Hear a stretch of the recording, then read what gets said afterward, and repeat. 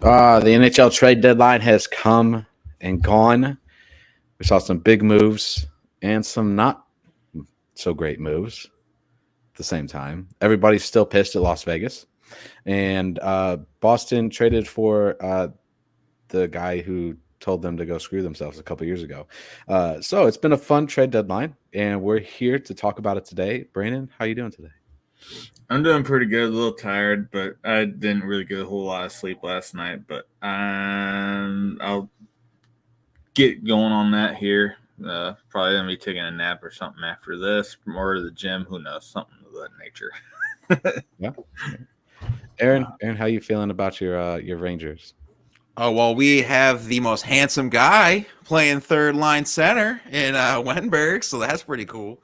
But I expected this from Drury, though. So all these Ranger fans that were freaking out about Frank Petrano, you didn't know who he was 2 years ago when he was on the team. So, right. Brandon, obviously, I know I'm wearing an Alex Ovechkin jersey today, so ignore that. I just thought it was a nice little touch to things today. Got my Kings jersey. Huh? Should be ashamed to wear that jersey. Hey, I could have wore my Boston jersey. Ooh. I would have got both of y'all riled up. Yeesh. You wonder, bro.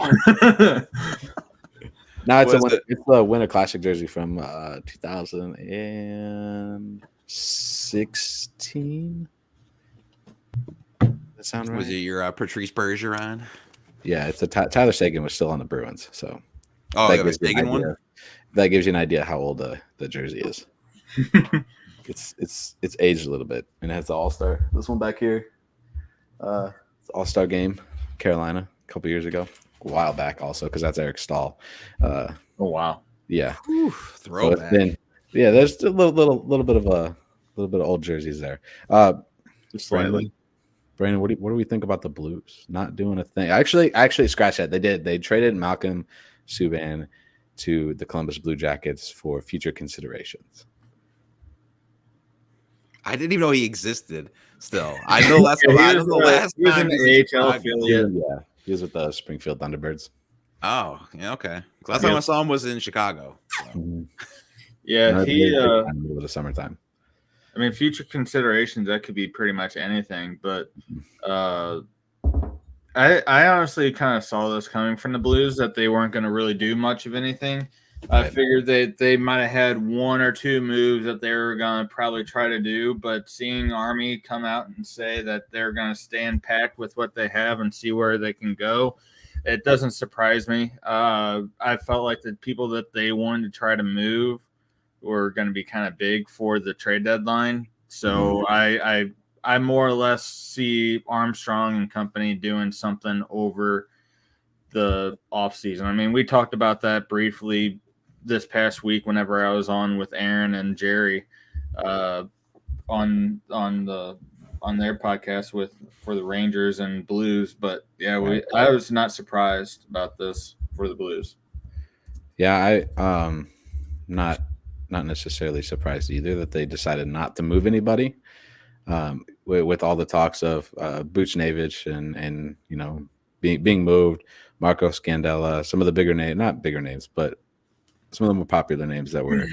And you weren't going to get much for Scandella anyway. I mean, you would have got a 4th or 5th round pick from somebody, I'd imagine. Yeah, but I mean, seeing where they're going to go with him. I mean, he's a UFA after this season, right? So I mean, you're passing up on getting a 3rd or 4th round pick for a guy that's bottom pairing on our defensive force. So I'm completely fine with it. I mean, you got not Phil. Wow. I was about to say Phil Kessel, but you have Matt Kessel coming up onto the Blues defensive pairings next season. So I think that's going to be a big help for the team as well. Yeah. We already saw little snippets of him. I think they pushed him back down. He's on the team. He's just been healthy scratched. Oh, okay. I didn't know if it was him. I thought they had moved him back down when Folk came up. No, he's just been scratched. Gotcha. Aaron, what who within the Rangers division do you think got stronger? Obviously, Carolina. We were just talking about before we came on. I mean, you got Jake Gutzel. I mean, if Evgeny Kuznetsov can get to what he was in the Cup run, Yeah, that's scary. And that top 9 in general is going to be scary. I think Rob Brittamore, he wouldn't have signed off on that trade if he didn't think Evgeny Kuznetsov could not contribute to the team.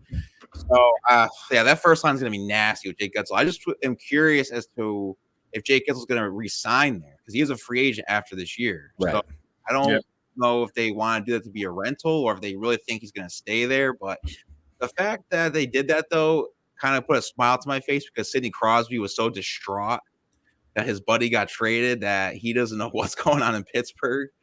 So that's the only kind of positive out of that. But yeah, definitely Carolina, who's 4 points out from us. Yeah, they acquired Evgeny Kuznetsov from the Washington Capitals for a 3rd round pick in the 2025 NHL draft. So that was a big one. You know, there was talks of him. I mean, obviously he's been going through. He's been through a lot over the last couple of months. Yep. So it'll be nice to see him back on the ice. I think it might be a nice little change for Kuznetsov as he makes his Hurricane debut. I think today. I think they're playing right now. Is he or Gensel? I thought he was still hurt, but he might. No, Kuznetsov. Oh, Kuznetsov. Yeah. They have him on the centering the 4th line. It looks like today. Right. Oh, nice. Brandon out of the, they lead the Devils 2-1 right now. Yep. The minute and 30 seconds left in the 3rd period. Brandon out of the Blues division. Who do you think got stronger? This is one that I was, to be frankly honest, I paid a little bit of attention to what was going on with the trade deadline. I mean, Nashville, I think they're, regardless if they made moves or not, I felt like they're probably one of the stronger ones in the Central. Dallas is obviously the big powerhouse. Mm-hmm. Winnipeg, they added Toffoli on Friday. But other than that, I mean those 3 teams there, I mean, they're going to be pretty hard to beat coming down the stretch of the last 18, 19, 20 games that are left in the season. So it's I think those are going to be 3 teams to really watch to see how they're going to do. Yeah, I think the Toffoli pickup for Winnipeg is going to be the best of the bunch that anybody in the NL, I said NL Central. Good God, thinking baseball. In the Central Division, was able to achieve yesterday. I mean, Nashville did acquire Jason Zucker from the Arizona Coyotes for a 6th round pick in the 2024 NFL. God dang, NHL draft. So, one thing I did forget that's why it's called Variety Sports, right? Gosh. One thing I did forget to mention was the pickup that Dallas had for Chris Tanev. Oh yeah. So that was a big ad for them. I know that was one of the biggest things that they were looking to pick up, and they did just that. I mean, they got probably one of the better defensemen that was on the trade block. And I mean, aside from Noah Hannafin, who went to Vegas, but I felt like they did a pretty good job with addressing the issue that they needed. Yeah. And I think Colorado got a lot better in your division because I think they knew that they were not like dipping a little bit, but they knew they had to compete in the West with Vegas. So I think Middlestat is a 2C over Johansson. That's an upgrade, and then you upgrade on defense with Sean Walker from Philadelphia. Hopefully he's the LA King Sean Walker. But I mean, you put him on was he going to be the last? Who's going to be the 6th defenseman? Because they got McCarr as the top line, right? So he'd be the 3rd line. Yeah. Defense. So I mean, that's still pretty good. So I mean, this team just got a lot better. Yeah. Outside of the divisions of the Central and the Metropolitan, which no, I don't think I'm gonna. Yeah, you know what? Yeah, which division got stronger overall? Like from top to bottom, which division? Atlantic. Which division is the best That's a tough one. after the trade deadline? I mean, you could say the Central and the West, just because of Dallas, Winnipeg, Colorado, even Nashville with their trades, and I mean, only in the East it would just be Carolina and Florida. Yeah, those are the only two that really substantially added to their lineups. Everything else has been, it seems like, in the West. You don't think Tampa Bay improved at all? I think it's a smart pickup getting Matt Dumba. Anthony Duclair, he got hot because he wanted to get traded at San Jose. So I think once he's back in Tampa, he's not going to really do much. But I think the Matt Dumba's an underrated signing, but they're constricted in cap. So it's like they could make a decent playoff push, but I wouldn't see him get past the second round. That's fair. Okay. What about the Boston Bruins? They picked up Andrew Peck from Columbus and Pat Maroon as well. Stanley Cup Finals right there. Yeah. Good old Minnesota Wild. Good old Patty Maroon. He hasn't played, I think, like a month and a half. I think he's hurt, right? Yes. Well, they traded a forward and a conditional pick for him. It's just crazy that the Bruins think they can just put this little Band-Aid on an open wound. It's not going to work for them. Like I've been saying all season, their top, well now because Pat Maroon's on the team, but their top two centers are third, fourth line centers. They have 15 overtime losses. The defense is just meh. But I was surprised that Ullmark didn't want to get traded to the Kings. They had that deal in place, and he was like, nope. So I don't know if he thinks he's going to be the starter next year or if Swayman is going to be like, well, just give me the $8 million and you can trade off Ullmark somewhere else in the offseason. But that was interesting that he didn't want to go to the West. I fully expected that to go through because I was seeing a lot coming out of that. But I was kind of in the same boat as you. I was really surprised that that trade didn't go through with Ullmark. Mm-hmm. So back on the Pat Maroon thing, he's expected to be out 4 to 6 weeks after having back surgery on February 6th. Oh my God! After being injured in a 3-2 loss to the Anaheim Ducks back in January. Are you guys surprised that no big goalies were traded? And don't say Jake Allen. You guys he wants to do, but that's not Jake a big snake. I was just sorry. Go ahead. No, I'm just surprised. Aside from Ullmark, the only one that I was really surprised about that didn't get moved was Markstrom, which I completely thought Calgary was going to move him, especially after so long of talking about it. Like they were looking for better goalie depth than just having him, and it was just a shock to me that they were like, nope, we're going to keep him. We're going to move on from our defenseman and go from there. Yeah. Hold on. I'm pulling something up here. I think they have 3 first-round picks in 2025, and I didn't realize that. So I'm like, oh, maybe they want to keep Markstrom to kind of get this rebuild underway because this draft class isn't really anything. It's going to be next year. Right. That's going to be something. So maybe that's what they're trying to think. Yeah, maybe. Let's talk about this one. Which trade surprised you the most? For me, it was a last-minute trade that happened on Friday. It was the one where Vegas picked up Tomas Hertl. Yeah. That was the one that really surprised me the most because I didn't even think they were really wanting to move him. I don't think there was really any – at least from what I've seen, there wasn't a whole bunch of talk of Hertl moving and that he wanted to stay there. But at the same time, he's getting up in age. He wants to be on a competitive team that wants to win a cup. I mean, last I saw, they would like to sign him and keep him in Vegas. Mm-hmm. But he did get traded to the Golden Knights for a 3rd-round pick in the 2025 draft, in the 3rd-round pick in the 2027 draft. And the Golden Knights traded another 1st-round pick, David Edstrom, and a 1st-round pick in the 2025 draft for Tomas Hertl. or Tomas Hertl. See, I'm surprised with that one because I think with it, yeah, he's 30, but their 3-line centers are all almost like 10 mil. It's like 30 mil right there, and you can't give everyone ice time in Vegas. So I mean, kudos to them going all out. Like, we're gonna try to become a dynasty.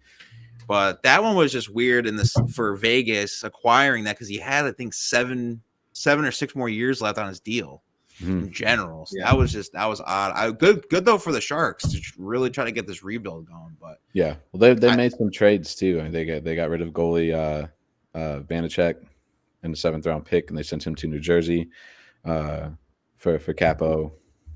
Kakkonen. Yeah.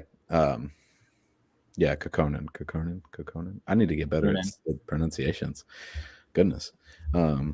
Props to anybody who announces NHL stuff. Good God. They also did something. There was another trade that they made. Oh, it was they acquired goalie Devin Cooley from the Buffalo Sabres for a 7th round pick in the 2025 draft.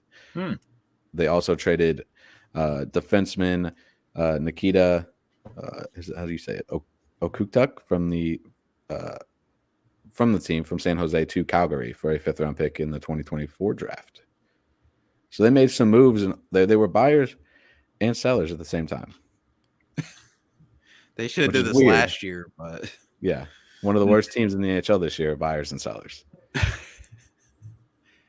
I think the trade that should have happened but didn't was anything from the Islanders. They just stood pat. Yeah. So they're trying to get into the playoffs. I think they're only like 6 points out of the last wildcard spot. Lou Lamoriello's like, no, we're good. Yeah. I don't need anybody. It's like, what? You definitely need some players. So that one was a little odd. And this one isn't like a surprise, but it's kind of great is the Okposo going to Florida because they're kind of sending them off to get like a cup in a sense for the Panthers. So I thought that was a good one for them.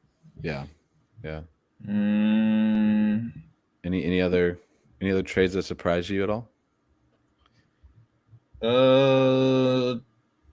Be surprised that Jake Gensel went to Carolina and not, somewhere like Vegas or I don't even know where else. No, because not really, because Colorado or not. Wow, I heard you say Colorado, so it put Colorado in my head. I knew Carolina was looking for a forward, specifically on the right side, and that is. I mean, you either had 2 options. I mean, it was either Jake Gunsel or Pavel Buchnevich from the St. Louis Blues. And I mean, they got Gunsel for an arm and a leg, and I know the Blues were asking an arm and a leg too, but that deal. It didn't surprise me that Carolina took him over Buchnevich. Buchnevich has had a really kind of an off year, and Gunsel hasn't. But aside from just the injury that he's currently dealing with right now, I mean, the only thing that he's dealing with in Pittsburgh was that Pittsburgh sucked. That was about the only other thing. Yeah. What do you mean? I mean, Kyle Dubas brought Erik Karlsson. Sidney Crosby wanted him. They're all tied up in cap with Letang, Malkin, and Crosby. I mean, what do you mean? Did you not see the egg that freaking Erik Karlsson's been laying this season? Yeah. Last year was his really good year because he wanted out of where he was. He got where he wanted to go. So this year is like, oh, I'm just going to kind of chill for a little bit this year, maybe the next couple of years. And, yeah, I put up really good numbers last year and maybe a couple other seasons, but I really had to overexert myself to do that. So I'm just chilling this season. We are obviously seeing that. Yeah. Well, I had to talk Ranger fans off a cliff a few years ago when he was with San Jose because at one point we were thinking about trading for him, and I was like, no. I said that cap at that time he had, I think, was a 7.5 or 7.7. I was like, that's too much for what he's not doing, and that's playing defense. And then that's when we had David Quinn at the time, and I was like, Dan Quinn, sorry. No, David Quinn. I don't know. I'm thinking confusing the Quinn guys. at that time. But yeah, plus Gensel, I was hearing that they from Dubas wanted from Chris Jury was Othman, Kako, a first rounder, or Will Coley, like adding either one of those guys. I was like, that's too much Jesus. for a guy who might that's a not lot. even resign. Yeah, that seems like an excessive amount. I know the Blues wanted a lot for Buchnevich, which I think is part of the reason he didn't get moved, which will push us into the next little topic here is which team that's not correct. Gosh. Which team surprised that didn't make it? Which team surprised you? Wow. For me, and I know they've been playing. No, I guess Nashville didn't really surprise me because I know they were talking about trying to trade Jose Soros for a while, but they didn't. But I would probably almost go along the same lines as what Aaron brought up a little bit ago about the Isles and not making any kind of trades because they're right there on the cusp of getting in the playoffs, and they're probably maybe a couple of pieces away from actually being pretty good and being able to get into the playoffs. But if they think that they're going to be good enough with the pieces they have, then more power to them. Right. That's fair. I would say Detroit because they need a goalie. I mean, yeah, you have Alex Line, but you have a pretty good front six, and their goaltending's been a little and they did. I said it on I think it was Blue Shirts last week. Swayman would have definitely helped, and he would have signed there. Yzerman would have gave him that contract because he does that for anybody that comes over any of his squads. Just look at the Tampa teams that he did, right? With all those contracts, but yeah, I think Detroit, even the Kings, like they needed goalies. I mean, yeah, Cam Talbot hasn't played since the All-Star break because they don't trust him, and I think it's Dylan Rittich. I think that's how you say his last name, and he's been in goals. Yeah, so they needed a goalie. That, and you could say Toronto as well. I mean, I think they made the one move earlier, but they kind of need a little bit more, especially to get out of this first round. Toronto acquired unsigned draft choice defenseman Cade Weber from the Carolina Hurricanes for a 6th round pick in the 2026 draft. And you know what stinks too is that the Wild have 8 guys who have no trade clauses, so they can't even make any moves. Why? Because the former GM, I forgot his name because he was just terrible. He put all those in their contracts, and then this new interim GM, I forgot his name as well from Minnesota. He can't do anything. His hands are tied. There's 8 of them that have it. I'm like, whew, it's either no movement or no trade. I'm like, sheesh. That's ridiculous. That's nuts. That's more than I think the Blues. The Blues only have what, 4 guys that have no trade. Like 2 of them 5 or 6 that have no. Yeah. Kyrie's doesn't start till next year. Right. Parayko has one. Right. Krug, Falk. Thomas.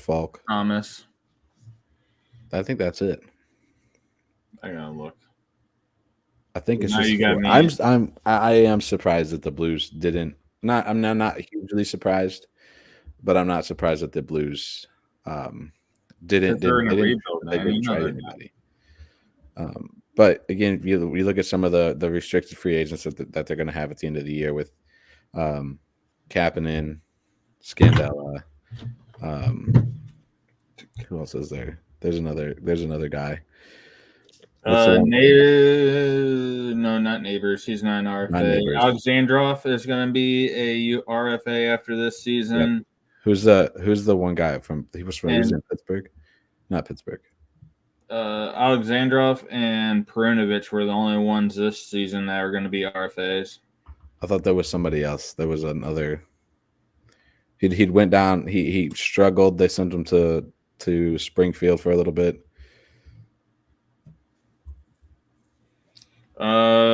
You thinking Toropchenko? No, he is next year. It wasn't Toropchenko. But those are the only ones. Rana. Gosh dang. Because I'm looking at the roster and it.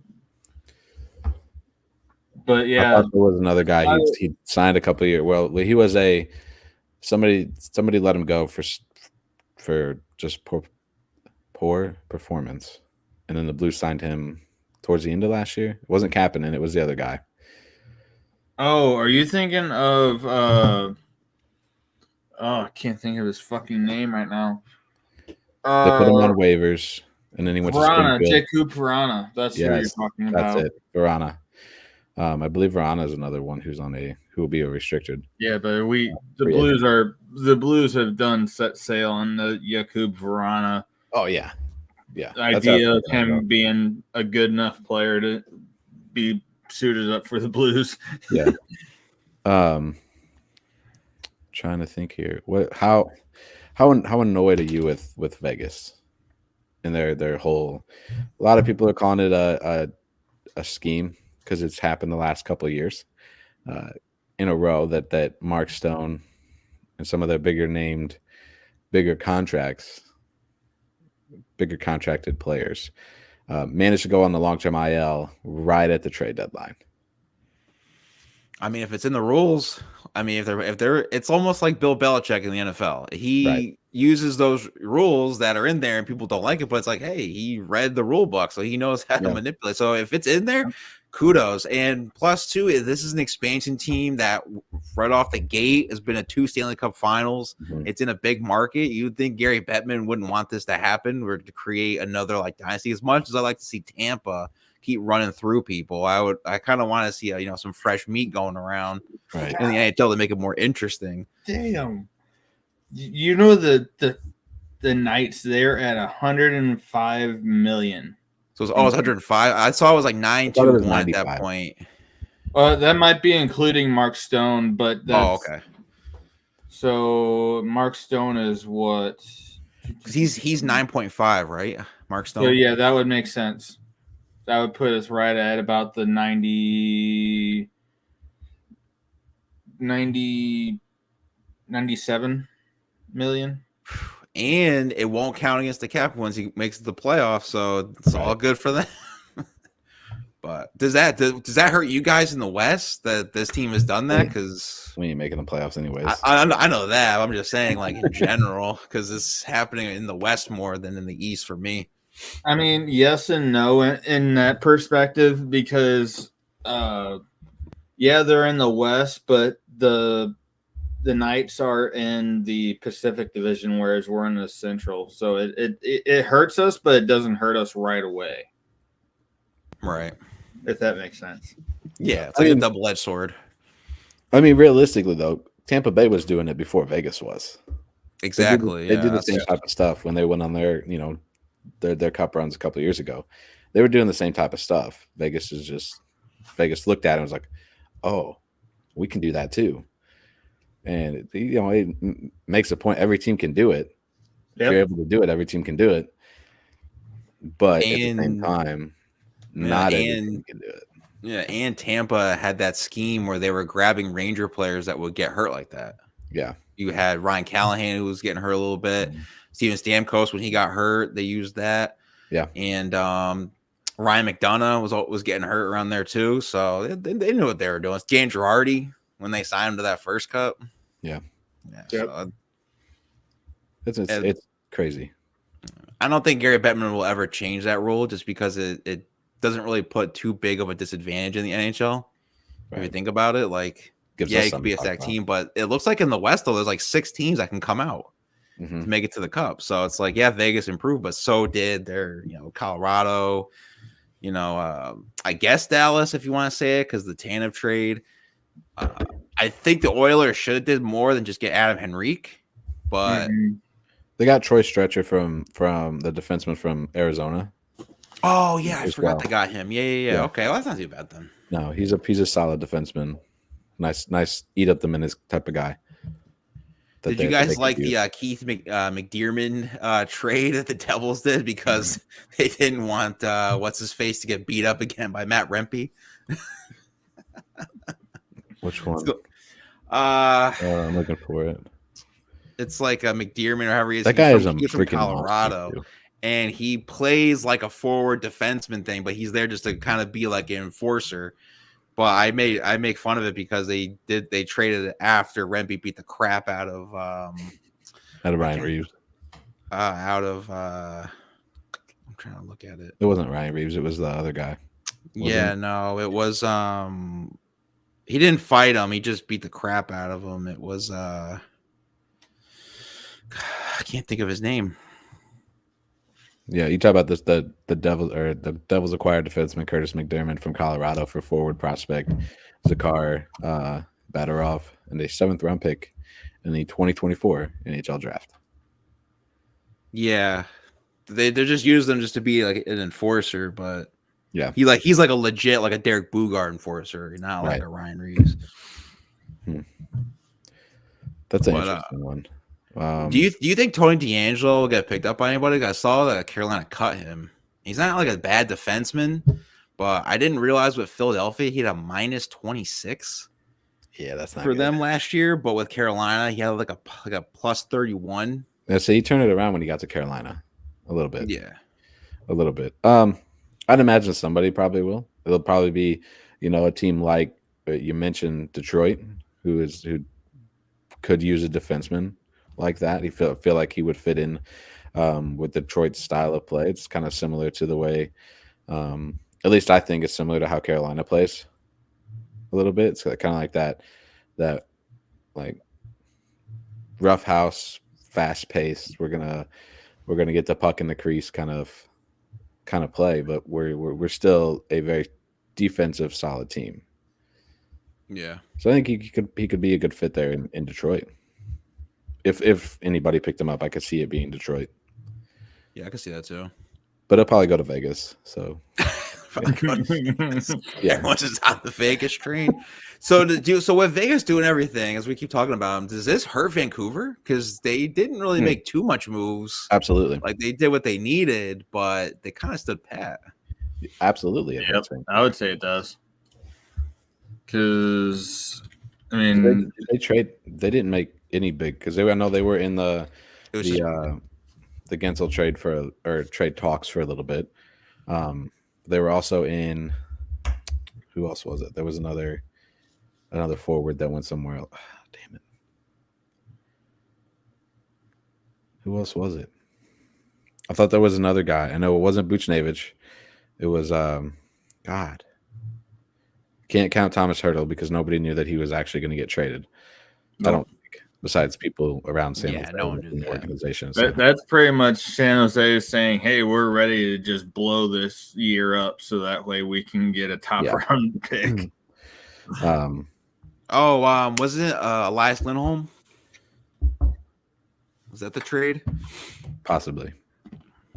Yeah, because that was the trade that they made because it was like a week or so before the deadline. I do remember that they acquired Ekholm. Yeah. They did not really make any moves. Vancouver did. Like they were pretty quiet. Yep. I mean, I like that they re-signed Elias Patterson. I did not want to see him in Carolina because they were talking about him for getting traded there. Mm-hmm. At one point, I was like, "Oh Jesus!" Like I don't need that in my life. It was for like Shishnikov, wasn't it? Something like that. Yeah. Yeah. It was a big trade between both teams. That's pretty much. I mean, outside of that, is there anything else that really caught you guys' attention? No, besides Vegas, pretty much. Unloading on their team, that was about the only thing that really. I mean, it shouldn't have surprised me because they've done it pretty much every year since they've been in the league. But it's just kind of one of those things like acquiring Hannafin and everybody else that they acquired was just like, wow. Right, and they re-signed Hannafin too. They're really trying to go for the repeat this year. Yeah. Do you think they were going to re-sign him? Because Calgary was trying to give him an 8-year deal in the beginning of the season, the middle of the season, near the end before he got traded. And I think that's the only reason why they traded him because I think whoever was going to get him, he was going to resign. But I haven't seen anything yet, like in talks. I thought that must have been a dream because I swear I thought I saw Noah Hannafin sign with the Golden Knights for it was 7 years. It was like a 7-year contract. He did sign. Yeah. Oh, okay. 'Cause I didn't see it yet, but I could be wrong. I could be wrong. don't- I don't know. Like I said, it might have just been one of those weird dreams. Have those dreams every once in a while. It's like you see things in the future, and you're it comes up to that point. You're like, whoa, Could happen. This has happened before.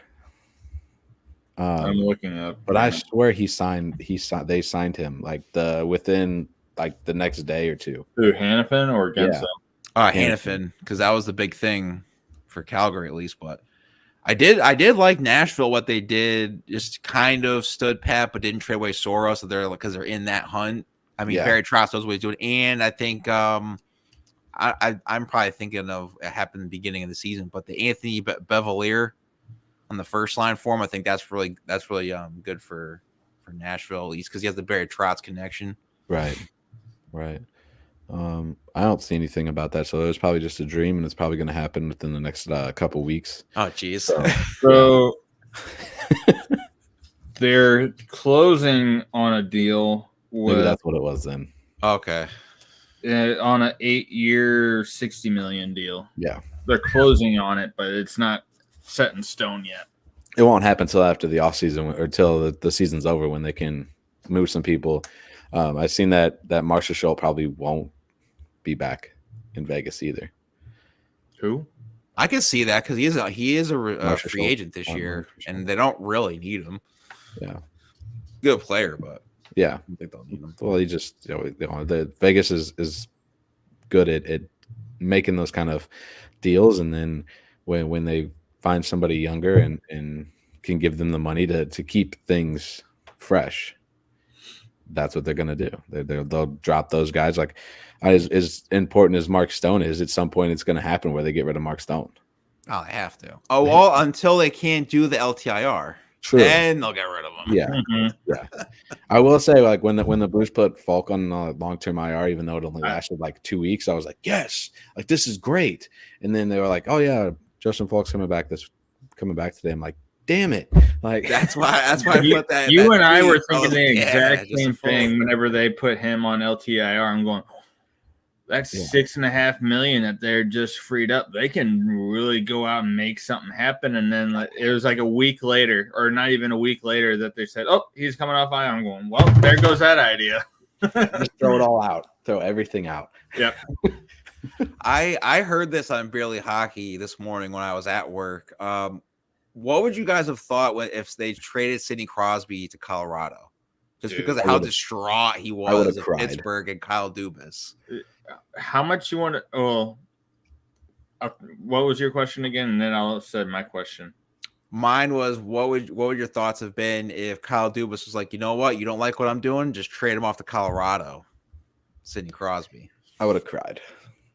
Yeah, because that would just make Colorado that much more of a freaking powerhouse than what they already are.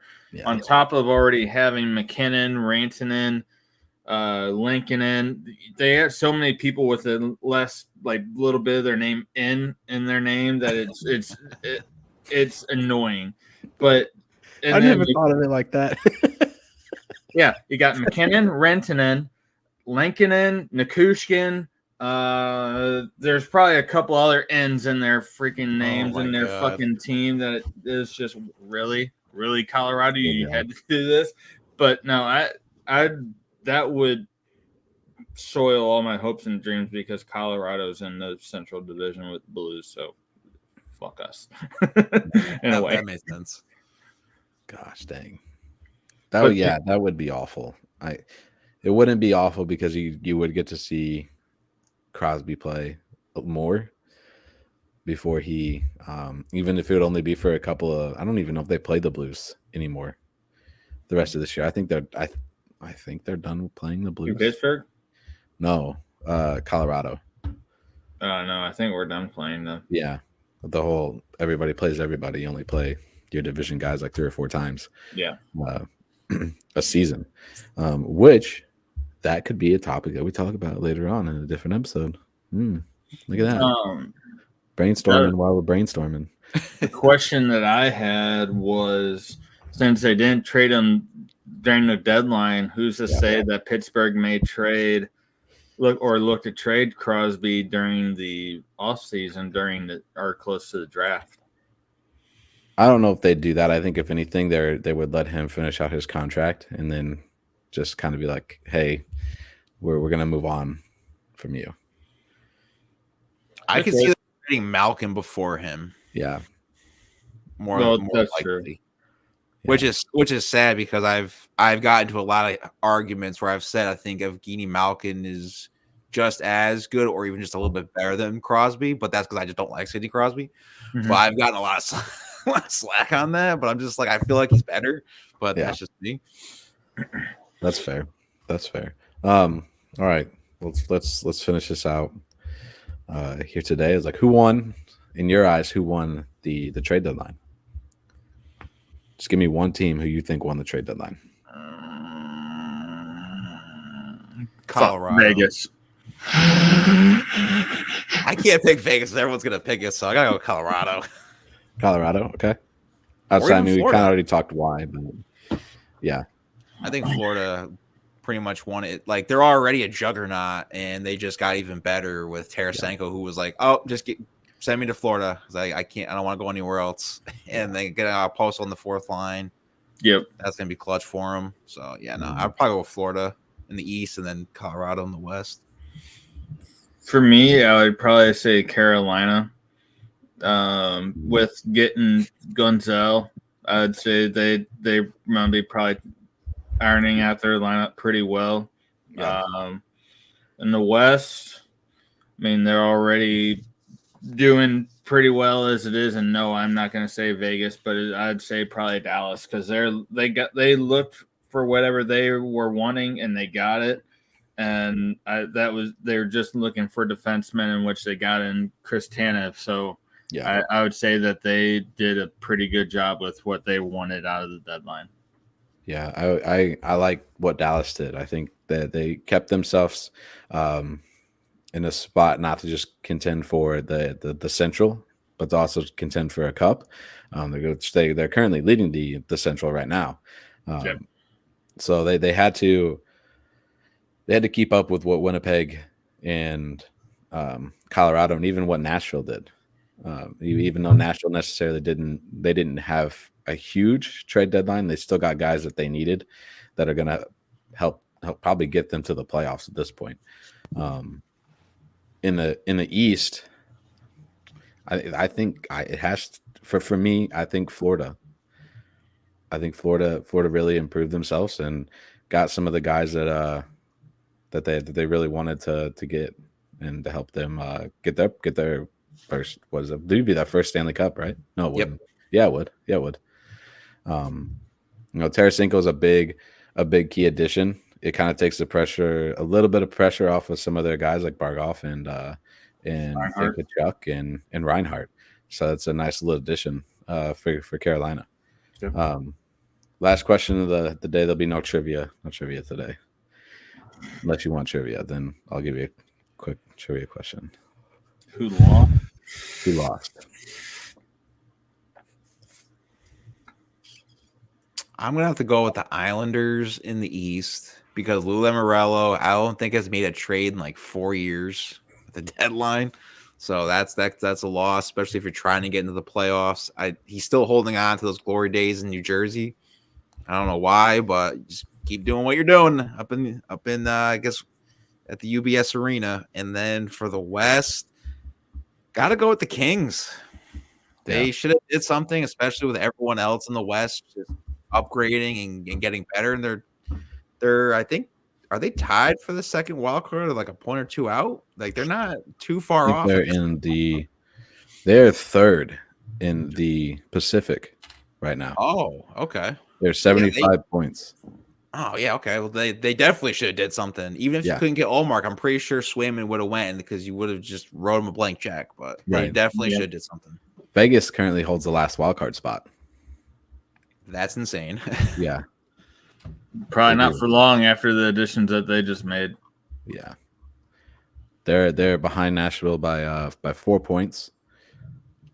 Gosh, could you imagine a Vegas Vancouver first round playoff matchup? insane. Oh. That'd be sick. That's definitely going 7. Wow. And you'd have Nashville and Dallas. That'd be a fun one. Wow. Oh, goodness gracious. Brandon, who do you think lost? I don't know if you said it or not. I didn't. If you did, I didn't hear you. No, I haven't said mine yet. Honestly, I'm probably going to go with the Blues in the West because I think they had a chance of probably moving on from Buchnevich, getting probably some. You could probably brought in some defensive help and maybe a little bit more offensive help. I mean, especially with where Armstrong was wanting 2 equivalent first rounds and a couple picks, and he was willing to retain salary. So I mean that's and they weren't able to get anything done with that or other moves. So for me, it would be the Blues in the West, and then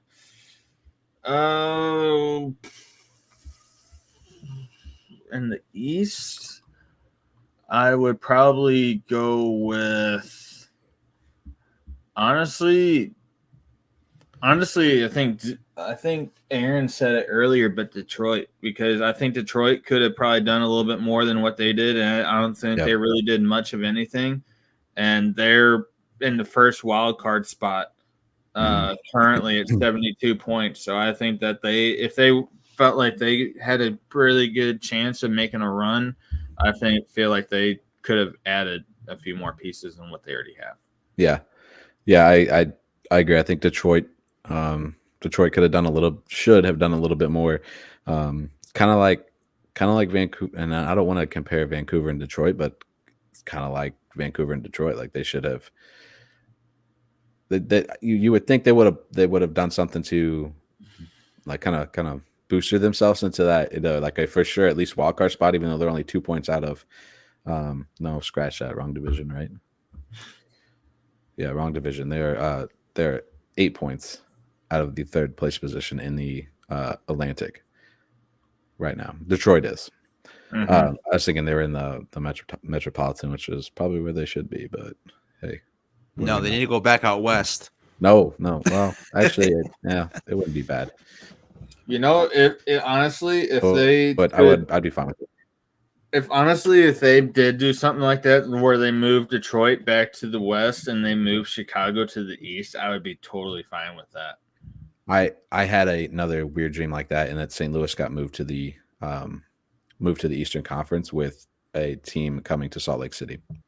You wouldn't do that because you have Nashville more east than the Blues. You would think, yeah. But then again, they did what they did with Detroit, so yeah that wouldn't surprise me either.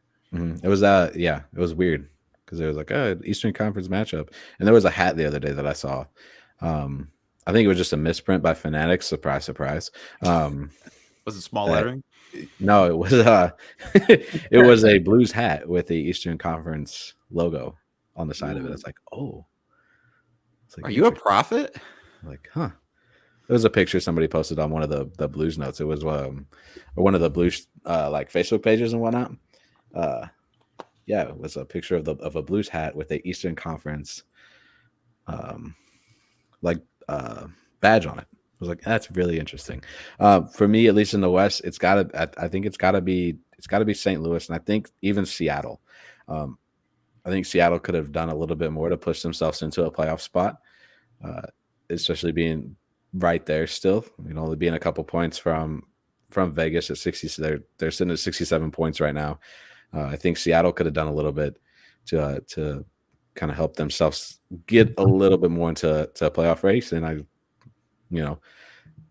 wouldn't have been surprised necessarily to see St. Louis and Seattle make a trade. It wouldn't have shocked me at all to see Buchnevich possibly go to Seattle at the same time. I didn't think about that one. That would have been an interesting one. Yep. Yeah. But other than that, I mean, that's those are the two. I think those are the two that surprised me a little bit. That didn't really do a whole bunch outside of even the Kings. I do agree with you, Aaron. I'm surprised the Kings didn't make a move to help themselves at least keep a playoff spot. Yep. So You guys get any other thoughts on the trade deadline? I don't really have anything else. I'm just All right. surprised Jordan Eberle signed a 2-year deal with Seattle. I thought did see that. I thought he was going to get dealt for sure, but Yeah. I guess he likes it over there. Yeah, I did see that just happened yesterday, right? Yeah, I think so. It was like 2 Earlier years this for $4 morning. million or something like that. Yeah, not a huge deal, Yeah, nothing crazy, but yeah, something to keep him in Seattle and hopefully get them back into the playoffs. They're a fun team to watch. They're a really fun team to watch. But if you missed anything, you can always check back at our YouTube channel over Variety Sports Network. There's tons of content available all the time. We got Far Out on the Bench going live. I think it's at 5:00 today. Their show will be right here on Variety Sports Network as well. But make sure you check out all the other great content as well. Out of Your Falcon Mind is on here. 7th inning stretch, double. Tons of great stuff that you want to check out. So make sure you hit subscribe over at our YouTube channel and follow us everywhere. We're on X, Facebook, Instagram, wherever you can follow us, we'll be at. And we will see you for the next episode of The Fivefold.